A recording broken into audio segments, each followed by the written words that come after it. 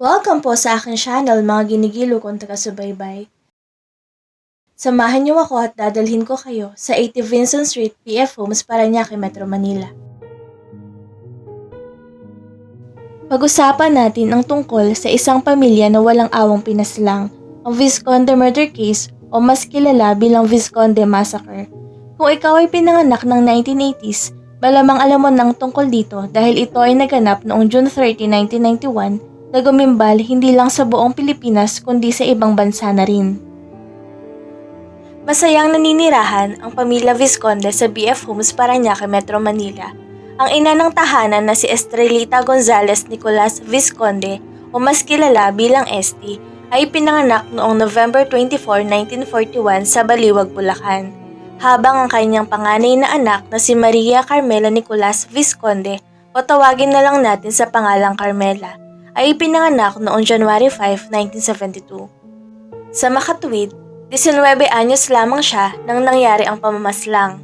Samantalang ang bunso naman na si Anne-Marie Jennifer ay 6 na taong gulang pa lamang noon. Siya ay pinanganak noong August 1984. Ayon sa sarili kong pagre-research at sa aking mga napanood sa mga news at kung napanood nyo na rin ang Vizconde Massacre the Movie, ito ang nangyari. Gabi, habang nakahiga ang mag-iina na sina Esti, Jennifer at si Carmela ay masayang nanonood ng telebisyon at ang kanilang kasambahay ay pumasok na rin sa kanyang kwarto.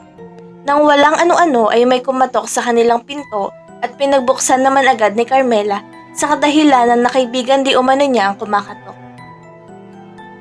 Natuluyan na ngang napasok ang loob ng bahay ng mga Vizconde. Unang pinatay si Estrelita na umabot sa 13 saksak habang si Carmela naman ay umabot ng 17 saksak. Hinahasa muna di umano ito bago malagutan ng hininga at si Jennifer na umabot sa 19 na saksak. Sa kasamaang palad, ang ama ng tahanan na si Lauro Vizconde ay wala sa Pilipinas noong nangyari ang krimen. Ito ay nagtatrabaho sa Amerika bilang isang cook. Hiniling ng mga kaanak na huwag munang sabihin ang nangyari sa kanya hanggang sa mailibing ang mag-iina. Maraming kuro-kuro at espekulasyon tungkol sa krimen ilang buwan makalipas ang pagpatay. Nilabas sa mga pulis ang di umano'y mga sospek sa nangyari. Ang akyat bahay gang, ngunit ito ay pinakawalan din dahil sa walang matibay na ebidensya. Jessica Alfaro. Makalipas ang 4 na taong pananahimik, biglang nabulabog ang sambayanan dahil sa paglutang ni Jessica Alfaro.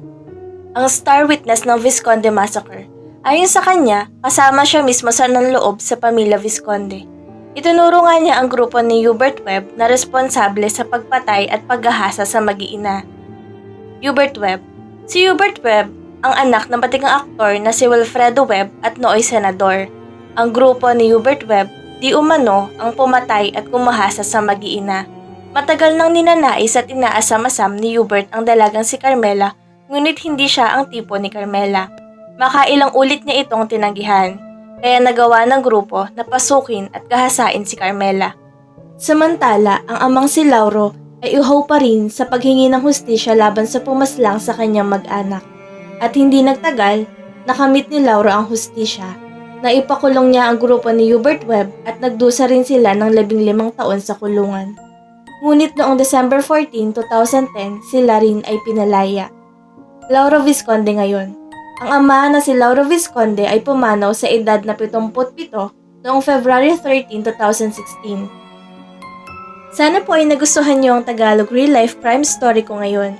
At para po maging updated kayo, please like, follow, and share ang Tagalog Real Life Crime Stories. Ako po ay bukas sa inyong mga opinyon, suwestyon at saloobin tungkol sa istoryang ito.